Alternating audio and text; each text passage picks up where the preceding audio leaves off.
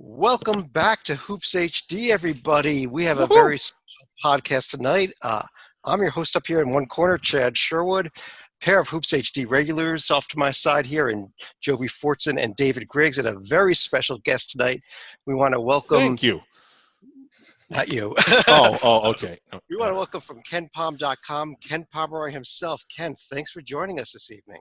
Yeah, thanks for having me on, guys. Appreciate the interview, especially this time of year when it's a little bit slow and I have plenty of time to chat about whatever we want to chat about. Well, Ken, anybody that follows college basketball at all should, if they don't, should be following your website and should be subscribing to your website, in my opinion, also. Some incredible content on it. But my first question to you was, can you tell us a little bit about yourself and how you came to be, came to have these basketball ratings?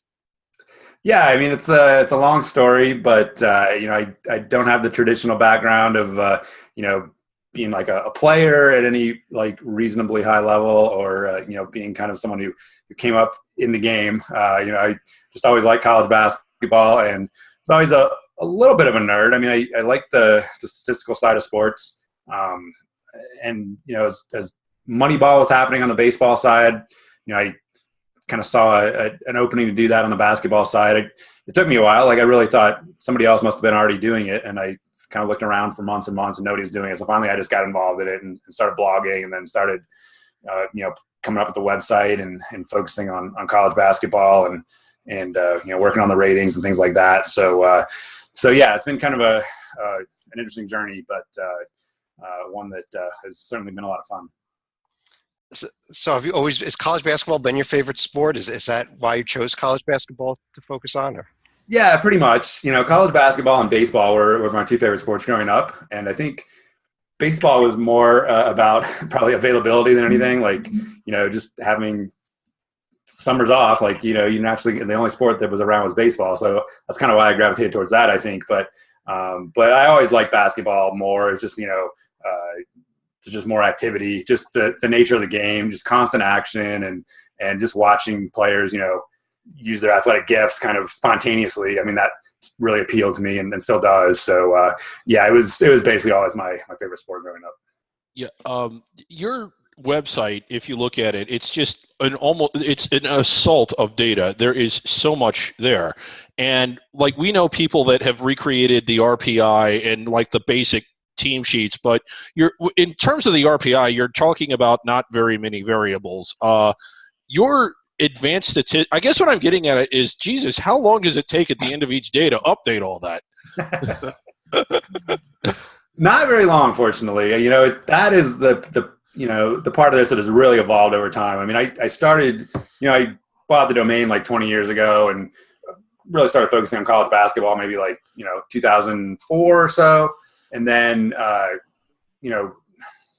started, getting kind of automated with the updates, maybe like 2008 or 2009. Even then, it wasn't fully automated. But, the last 3 or 4 years, it's pretty much automated. There's obviously errors in the data that I have to tend to periodically. But, there was a time where I'd have to stay up, until the last, game was final every night. And that, got to be pretty tedious, especially when – we still have to the last game's final every night anyhow. Yeah. I mean, probably 90% of the time I'm doing that as well. But, when Cal State Fullerton's at Hawaii and the game goes to double overtime, those are nights where I'd prefer to, go to bed at a reasonable hour. So yeah. So at this point, things are pretty well automated, and it's not very time consuming actually to update the site every night.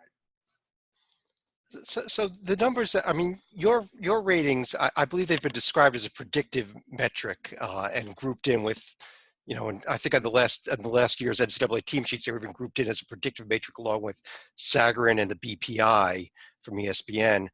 Is that what you consider them? Do you consider them a prediction of what's of future results? Yeah, that's the idea. The ratings are calibrated to basically determine how good a team is right now.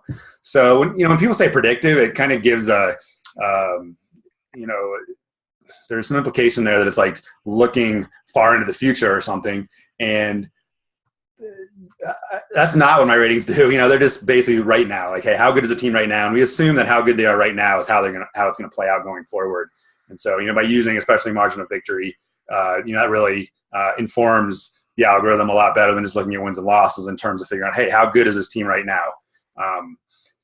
But it is, it is a little surprising to me that like nobody has really gone full bore into like the predictive realm and tried to design a system that actually does predict like, a month or two out, because obviously there are more things that you can look at than just like, I'm just basically looking at scores, how many possessions are in a game, where a game's played, stuff like that. There's some mechanics in there that limit the effects of runaway scoring margins, but they're obviously still influential, as people know.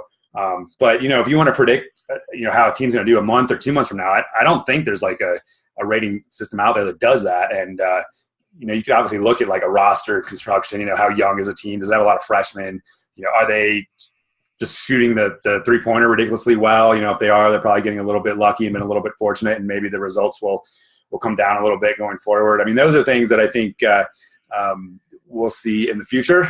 Maybe by me or maybe by others, but yeah, I mean, in the strict sense, my results are predictive, certainly more so than the RPI, but they're not meant to like have it be a crystal ball that looks 3 months from now. Yeah, and I'm glad you made that distinction. So they're supposed to basically predict, for lack of a better term, how a team would perform against another team in the present day if the two were to play.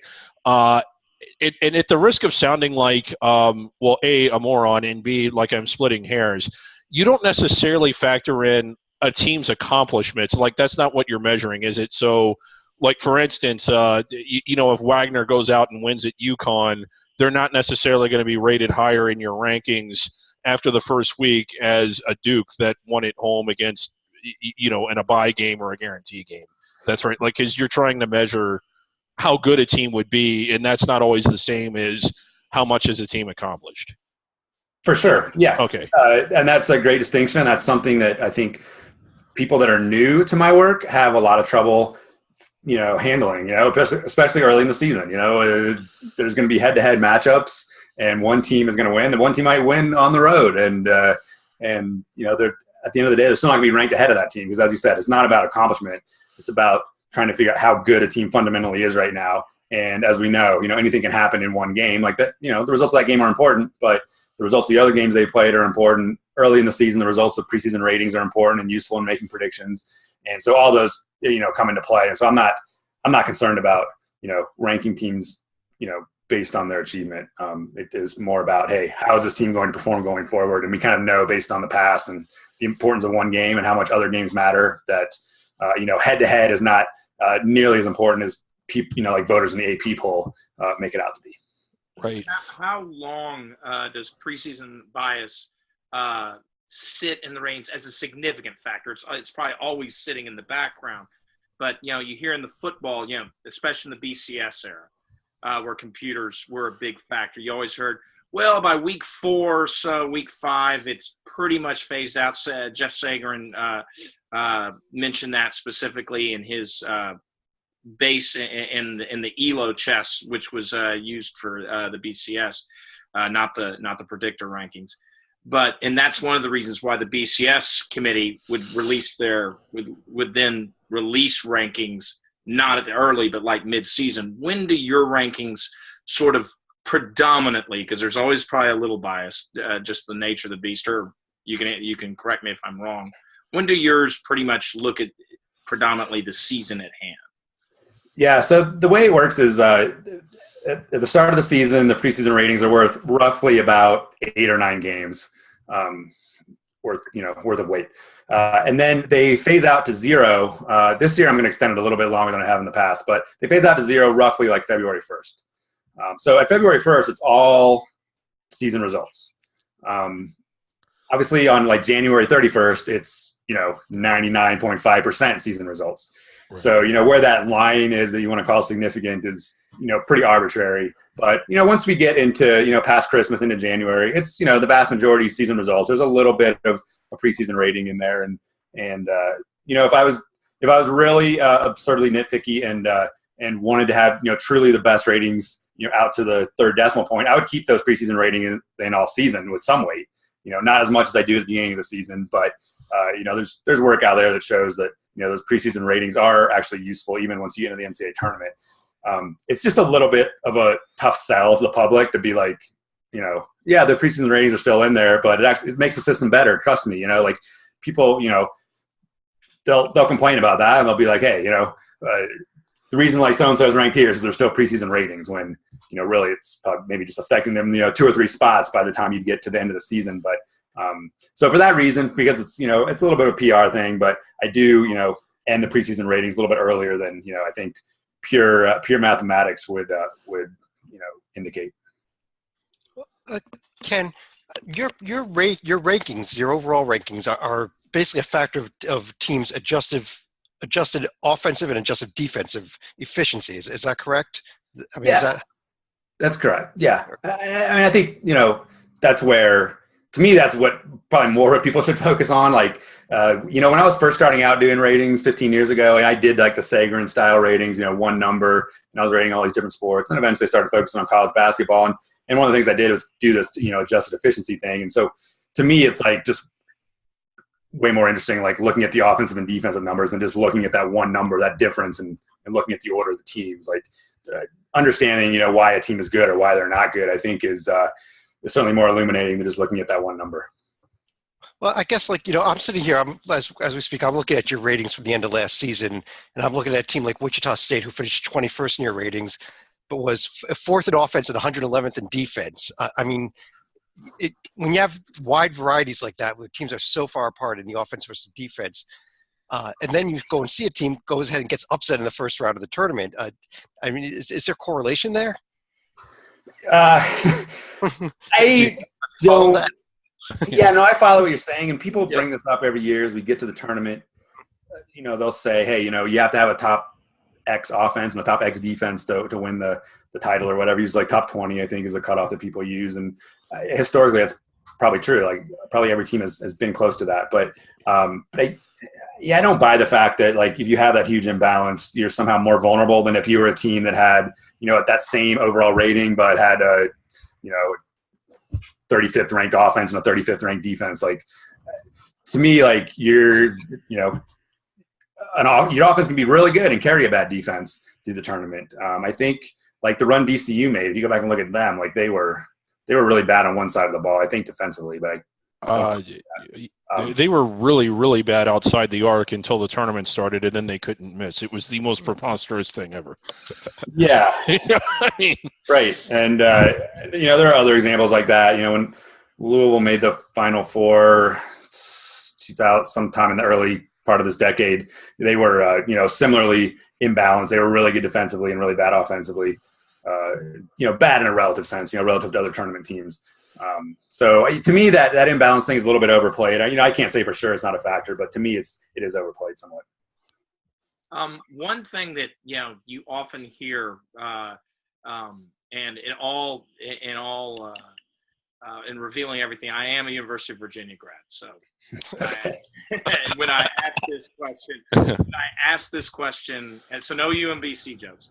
But when I ask this question, it is not a criticism whatsoever, but it's just something that comes up in discussion a lot.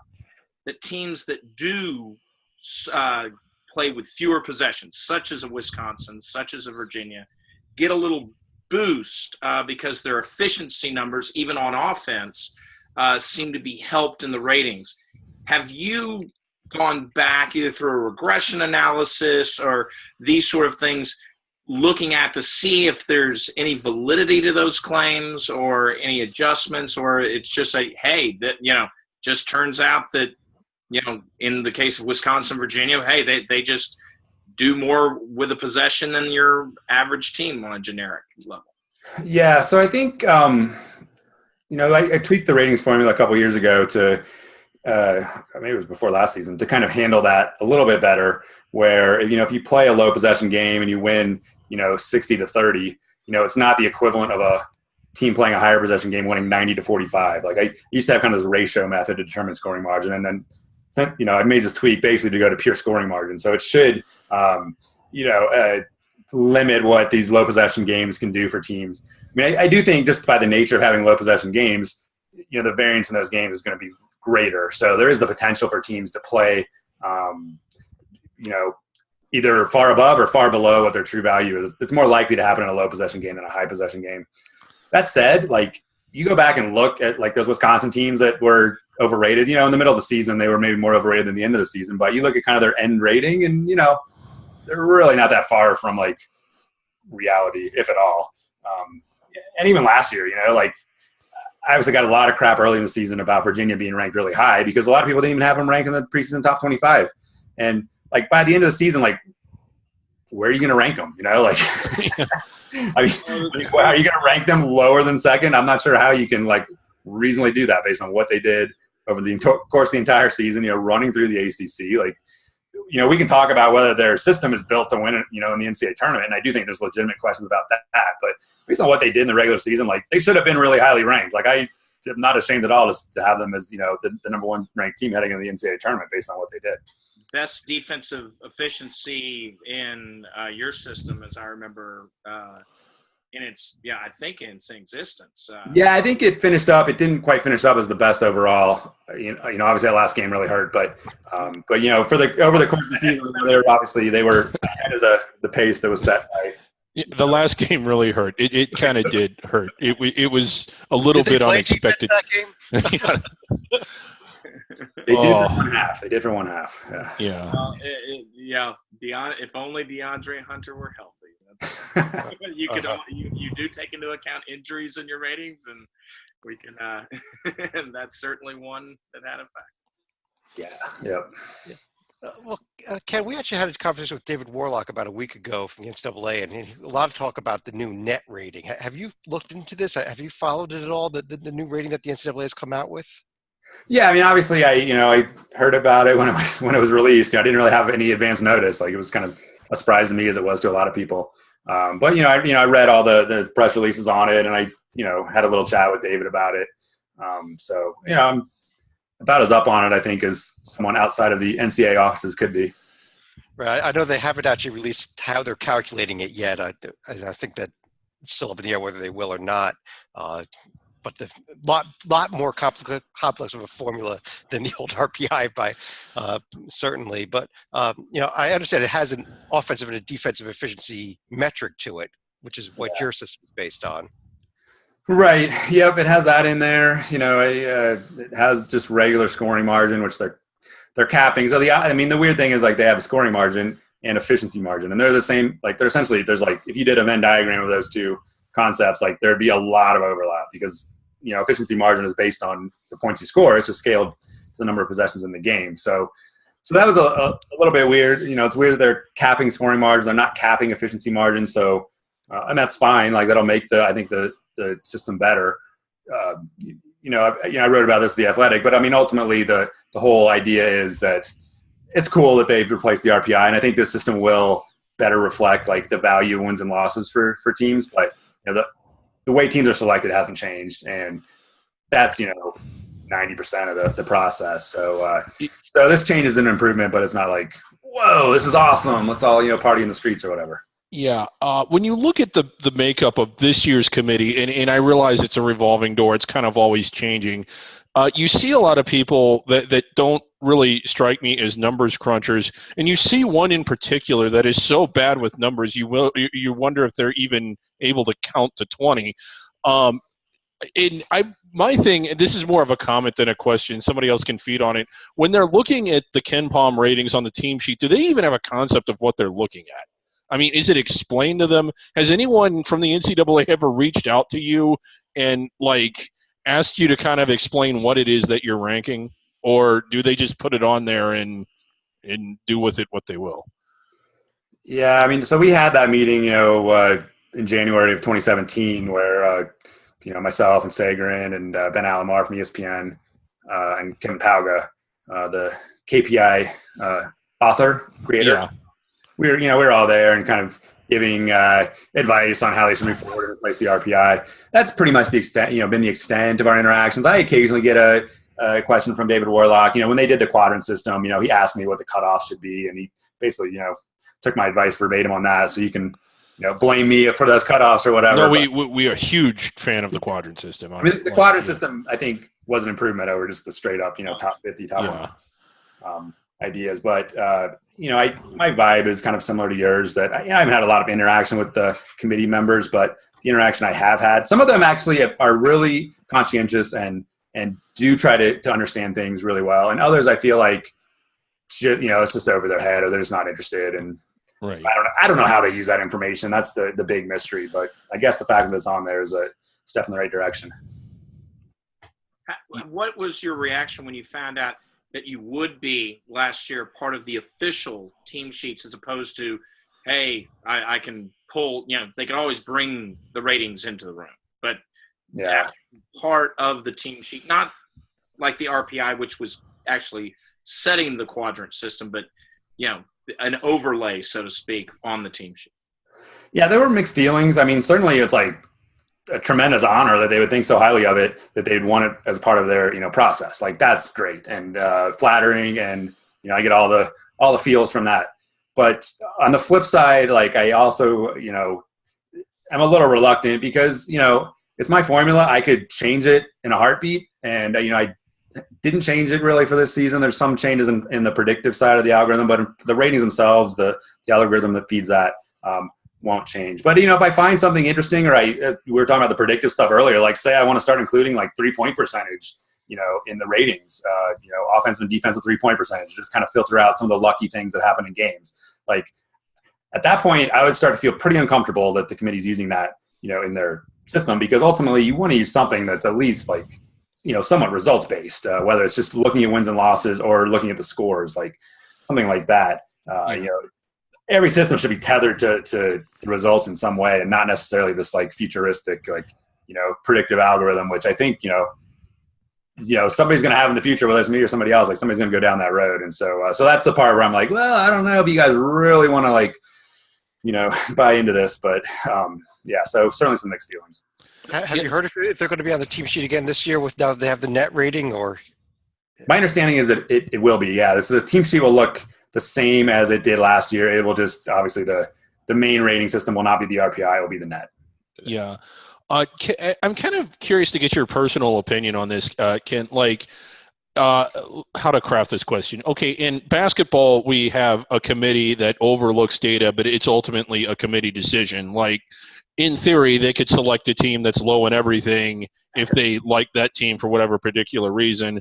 In football, we've gone through various, like for a time that it was the BCS formula, and that was it. It was entirely automated. Nobody liked that. They said we needed a committee. Now we have a committee. No one likes the committee. They want the old straight BCS formula back. There's been some talk, albeit not a lot, of all sports just going to a specific ranking, and that ranking will determine the seeding and the teams.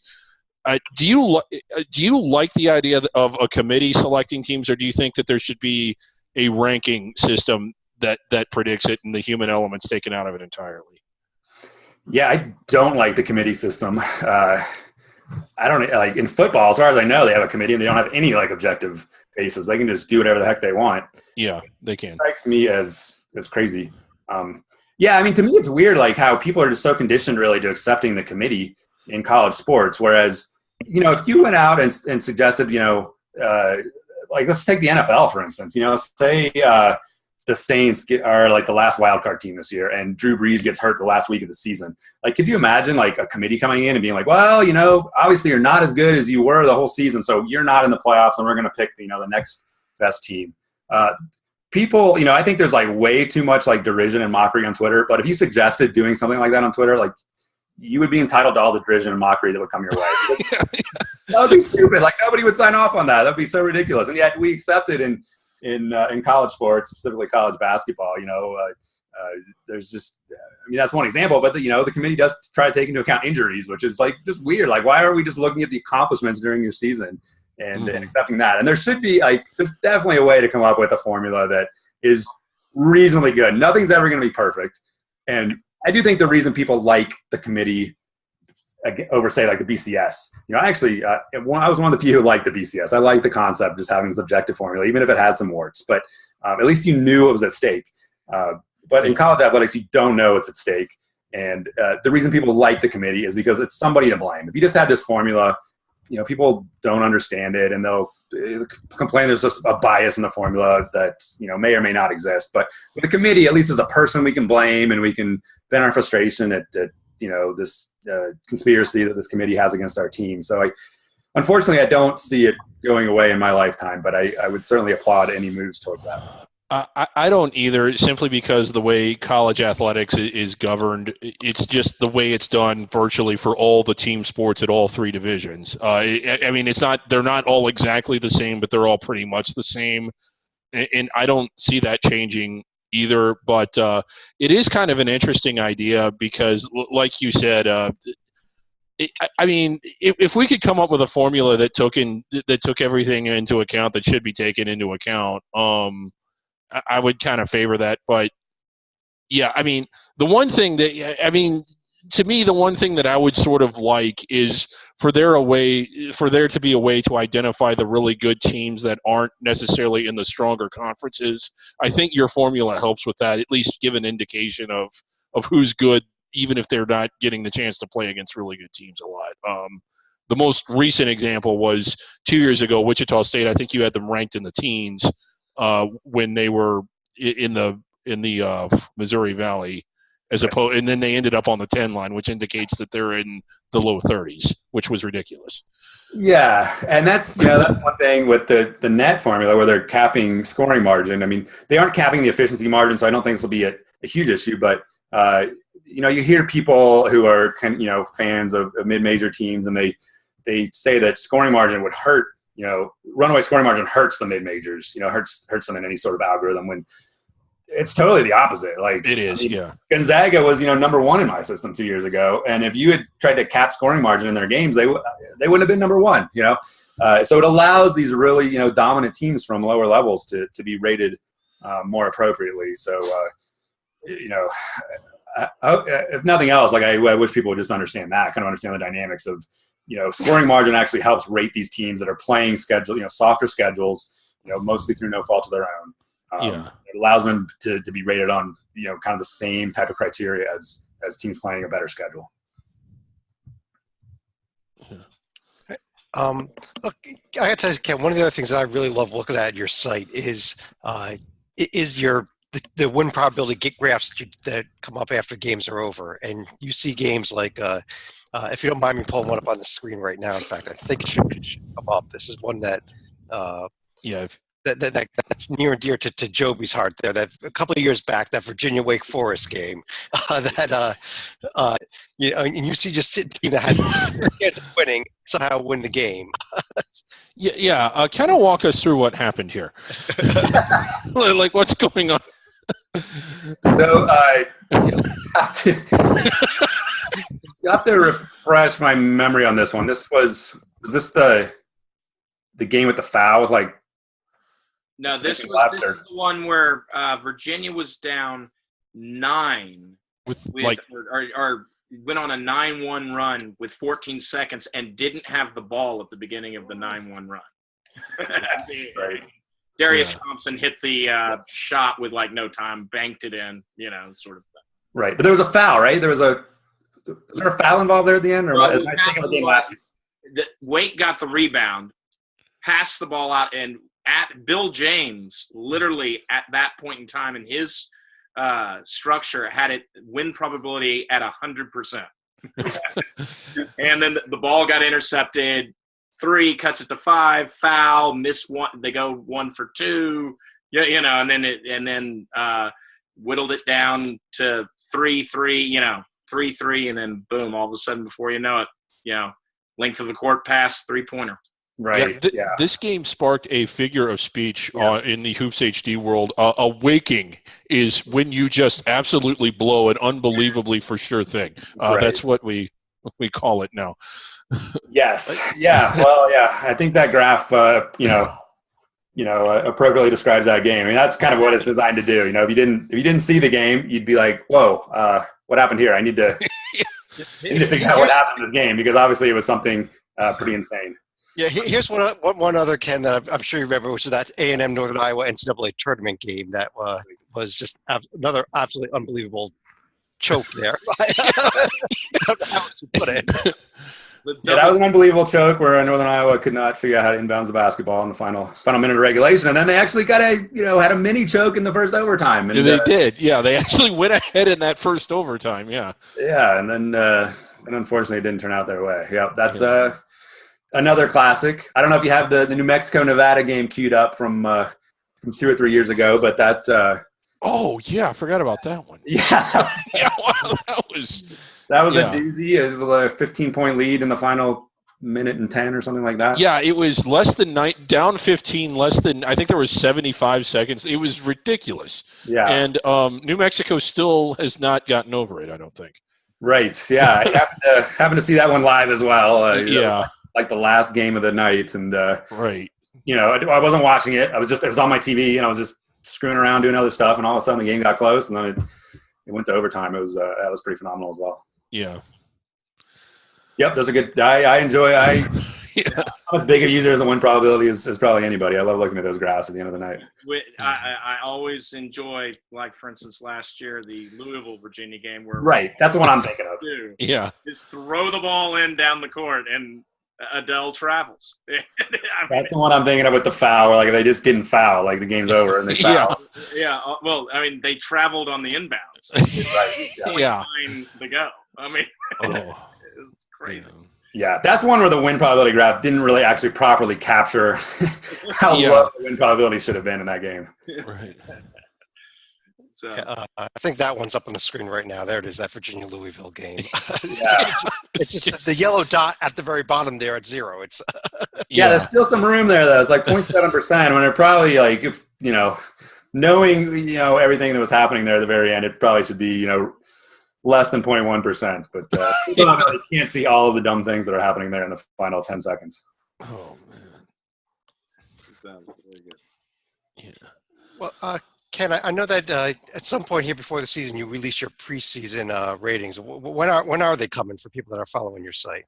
Yeah, they're coming not this weekend, but at some point next weekend. If everything goes according to plan and nothing breaks, that's when everything will go live with all the new ratings and all the schedules and all that good stuff.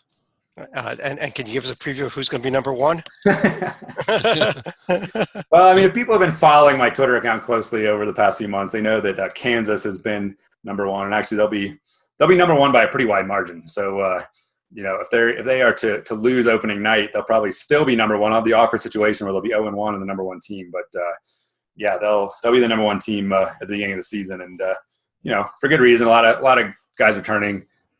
Pretty good recruiting class, and a coach that even without all those things happening has been a pretty consistent leader of men to a top 10 team, regardless of what he has at Kansas. So he's done pretty well. I don't want to jump to conclusions here before all the facts are in, but I think he's done pretty well there.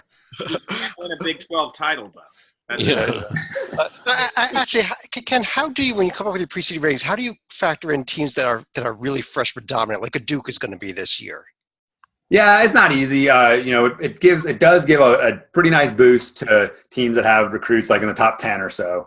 So Duke and Kentucky, I mean, they're going to be really highly rated this year. North Carolina will be really highly rated. So it looks back at the past 12 years or so of teams and how they've done with top recruits, and by and large the track record's pretty good. There's some outliers there. I think 2011 Kentucky is the one that maybe comes to mind, but for the most part, you have highly rated recruits. You're going to do pretty well. There are exceptions though, obviously. Yeah. So you're looking more at how the recruits are rated as opposed to looking at some like high school numbers or anything like that. Yeah, that's not factored in. Although certainly you could use stuff from like the AAU circuits. I mean those stats are getting to the point. We have enough years of them that you could probably use those in a more intelligent way than the way I'm doing it. Was just like you said, just looking at the ranking that they are in the RSCI and establishing some value based on that and adding it to what the team already has. All right, Joby, you have something more? No, it's been very enjoyable. All right, well, I guess on that note, Ken, we do want to thank you for joining us here. It's been a real fun conversation, I think, and we'll have this posted on the site real soon. And again, just on behalf of myself, we got David Griggs, we got Joby Fortson, Thanks for joining us here on Hoops HD. And whatever you do, make sure you check out kenpom.com, subscribe to his site. You're also at The Athletic now as well, correct? That's correct. Yep. I'll be starting to crank out articles in about 3 weeks. All right, great. We'll be following you there as well. Thanks again, and we'll be back again with more podcasts real soon.